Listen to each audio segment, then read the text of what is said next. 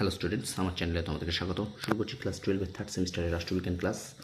এখন তোমাদের সামনে নিয়ে এসেছি 6 নম্বর ক্লাস, অর্থাৎ 6th ক্লাস। এর আগে 5টি ক্লাস তোমরা দেখেছো।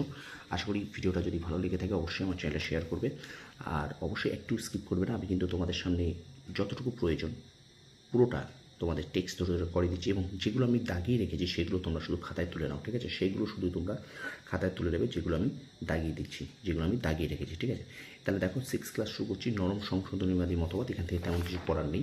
এবার আমি এখানে চলে যাচ্ছি, যেটা সরাসরি চলে যাবো সেটা হলো একটি পার্টটা। দেখো দেখো বলছে কি বলছে সোভিয়েত ইউনিয়ন 1948 খ্রিস্টাব্দে বার্লিন অবরোধ করে। তাহলে এখান থেকে একটা প্রশ্ন আসতে পারে যে সোভিয়েত ইউনিয়ন কত সালে বার্লিন অবরোধ করে? না, 1948 সালে। 1948 সালে কিন্তু সোভিয়েত ইউনিয়ন বার্লিন অবরোধ করে। এরপরে দেখো ন্যাটো, তাহলে মার্কিন উদ্যোগ, অর্থাৎ মার্কিন যুক্তরাষ্ট্রের উদ্যোগে 1949 সালে 4 এপ্রিল গঠিত হয় ন্যাটো। ন্যাটোর ফুল ফর্ম কি? North Atlantic treaty organisation. তাহলে কার নেতৃত্বে ন্যাটো গঠিত হয়? না, মার্কিন যুক্তরাষ্ট্রের নেতৃত্বে, অর্থাৎ মার্কিন উদ্যোগ মানে মার্কিন যুক্তরাষ্ট্রের উদ্যোগে। এবং ন্যাটো কত সালে গঠিত হয়? না, 1949 সালে। এবং কত তারিখ? 4 এপ্রিল। তাহলে এই ডিটেলস তোমরা এটা কিন্তু অবশ্যই বুঝে গেলে যে এখান থেকে কিন্তু কী ধরনের শর্ট প্রশ্ন করছে, বুঝতে পারছো? তাহলে আমি এইভাবে করাচ্ছি। দেখো তোমরা এইখান থেকে এটা নোট করে নাও অনলাইনের পাঞ্চ হিসেবে। এখান থেকে এই মার্কিন উদ্যোগে, এখান থেকে এইটা তোমরা খাতায় অনলাইনের নোট হিসেবে তোমরা এখানটা দেখে নাও, ঠিক আছে? অবশ্যই তুমি এটা খাতায় তুলে রাখো।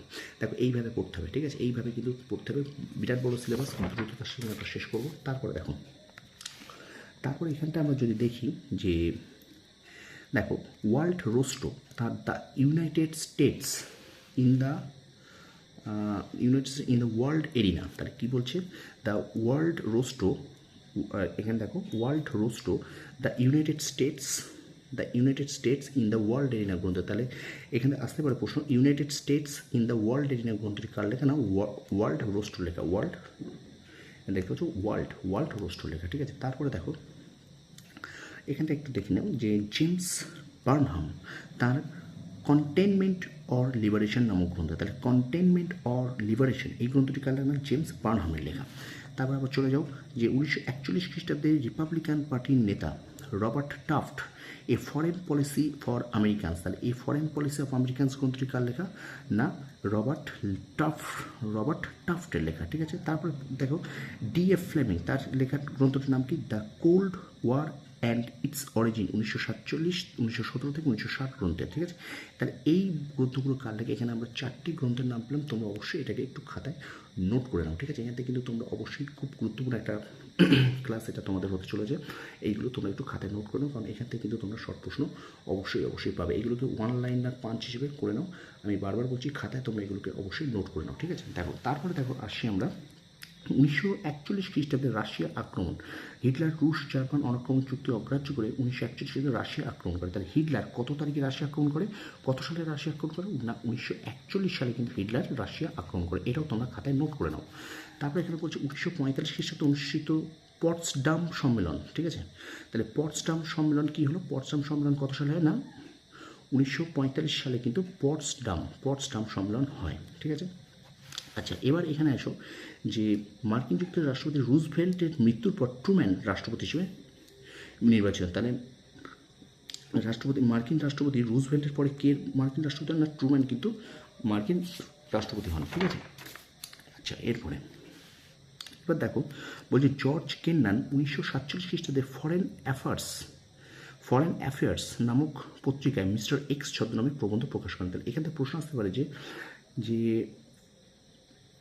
কোন পত্রিকায় জর্জ কেন্নান মিস্টার এক্স ছদ্মনামে প্রবন্ধ প্রকাশ করেন? না, ফরেন অ্যাফেয়ার্স পত্রিকায়। কত সালে? না, সেটা 1947 সালে। এইটুকু যেটুকু লিখেছি এটাও তোমরা কিন্তু খাতায় অবশ্যই নোট করে নাও। আবার এখান থেকে একটা জিনিস দেখে নাও, তৃতীয় বিশ্বযুদ্ধে তুরস্ক কিন্তু একমাত্র নিরপেক্ষ ছিল। এটাও তোমরা খাতায় নোট করো। তৃতীয় বিশ্বযুদ্ধে তুরস্ক কিন্তু নিরপেক্ষ ছিল। এবার এখানটায় চলে এসো। দেখো বলছে ট্রুম্যান নীতি, আইজ্যাক ভয়েসচার ট্রুম্যান নীতিকে ঠান্ডা লড়াইয়ের আনুষ্ঠানিক ঘোষণা বলে উল্লেখ করেছেন। তাহলে কে ট্রুম্যান নীতিকে ঠান্ডা লড়াইয়ের আনুষ্ঠানিক ঘোষণা উল্লেখ করেছেন? না, আইজ্যাক ডাইসার। এরপরে দেখো যে এখানে যেটা আছে যে মার্শাল পরিকল্পনা নামে পরিচিত 1947 সালে কত তারিখে মার্শাল পরিকল্পনা গৃহীত হয়? না, 1947 সালের 5 জুন কিন্তু মার্শাল পরিকল্পনা গৃহীত হয়। তাহলে আরেকবার বলছি যে মার্শাল পরিকল্পনা কত সালে গৃহীত হয়? না, 1947 সালে 5 জুন, ঠিক আছে?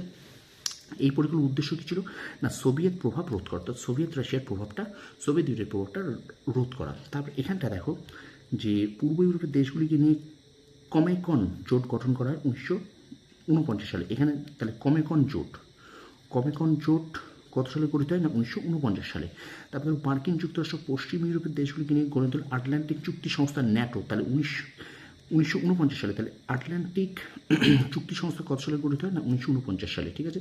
প্রত্যুত্তর দেখো সোভিয়েত ইউনিয়ন পূর্ব এখানে ওয়ার্স জোট গঠন করে, তাহলে ওয়ার্স জোট কত সালে গঠিত হয় না 1955 সালে। এবং মার্কিন যুক্তরাষ্ট্র 1947 খ্রিস্টাব্দে সেন্টো এবং 1958 সালে সিয়াটো নামে জোট গঠন হয়। তাহলে এখান থেকে দেখো এই পার্টটা তোমরা একটু ভালো করে একটুখানি তুলে নাও, ঠিক আছে।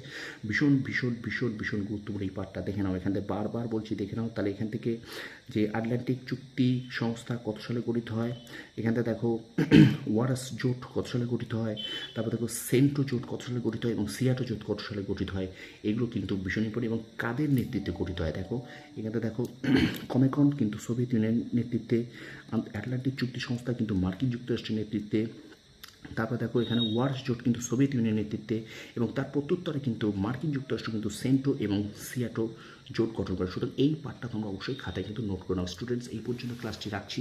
6 নম্বর ক্লাস আমরা শেষ করলাম, খুব দ্রুততার সঙ্গে কিন্তু আমরা শেষ করব ক্লাস 12-এর 3rd সেমিস্টারের ক্লাস এবং রিভিশন দেবো। এবং এইগুলো হয়ে গেলে আমি কিন্তু তোমাদের প্রশ্ন আকারে তোমাদের অবশ্যই একটা প্রশ্ন আকারে বা ওয়ান লাইনার পাঞ্চ বা তোমাদের কিন্তু আমি দিয়ে রাখবো, ঠিক আছে। যেটুকু আমি পড়লাম সেটুকু অবশ্যই তোমরা একটু খাতায় নোট করে নাও। বারবার বলছি তোমাদের একটাই কথা, এগুলো কি তোমরা খাতায় অবশ্যই নোট করে রাখো, কারণ এগুলো কিন্তু ওয়ান লাইনার পাঞ্চ হিসেবে আমি যখন তোমাদের পড়াবো তখন কিন্তু তোমরা অনেক সুবিধা পাবে, ঠিক আছে। বারবার বলছি তোমাদের এটা তোমরা কিন্তু সুবিধা পাবে। তাহলে ভিডিওটা ভালো লাগলে অবশ্যই আমার চ্যানেল শেয়ার করো, সাবস্ক্রাইব করো, পাশে থেকে বেল আইকনটি প্রেস করে রাখো। আর চ্যানেলে যারা নতুন আছে তারা অবশ্যই আমার চ্যানেলটা শেয়ার করো আর অবশ্যই সাবস্ক্রাইব করে রাখো। তোমরা তোমাদের সাফল্য কামনা করি। ধন্যবাদ।